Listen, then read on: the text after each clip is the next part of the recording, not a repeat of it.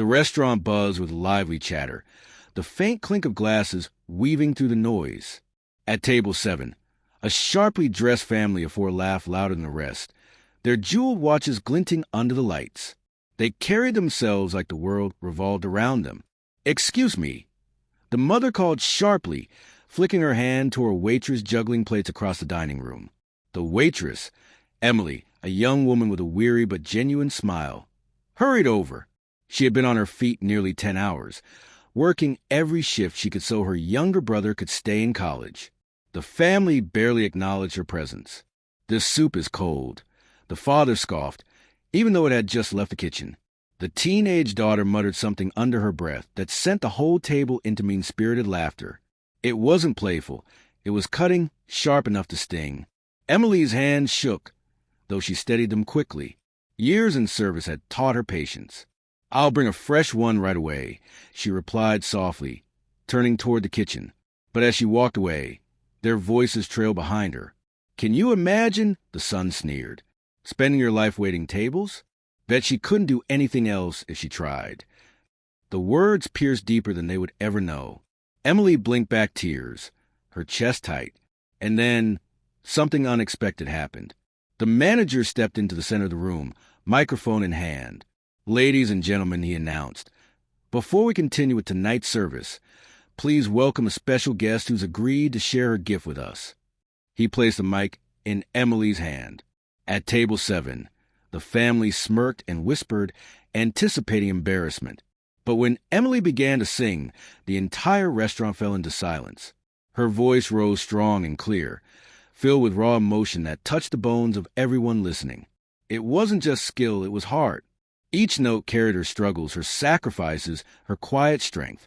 The same family who had ridiculed her sat frozen. Their laughter vanished.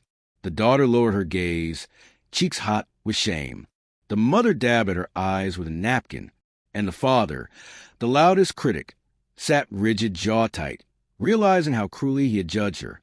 When her final note faded, the room erupted in applause. Strangers stood, clapping and cheering. Emily, tears shining in her eyes, smiled humbly. The wealthy father rose slowly from his chair, torn between pride and guilt. At last, he approached her. His voice, stripped of arrogance, came quietly. "I owe you an apology. We judged you without knowing anything about you. That was wrong." Emily met his gaze, her own steady. Everyone deserves respect, no matter their work. Sometimes kindness is worth far more than wealth. The family nodded, chastened. For perhaps the first time in years, they had no words. They left the restaurant quieter than they had entered, carrying with them a lesson they would not forget. Emily returned to her tables, exhausted but smiling. She knew now with certainty, dignity, compassion, and heart would always outweigh diamonds and gold. True wealth wasn't in money spent, but in respect shown.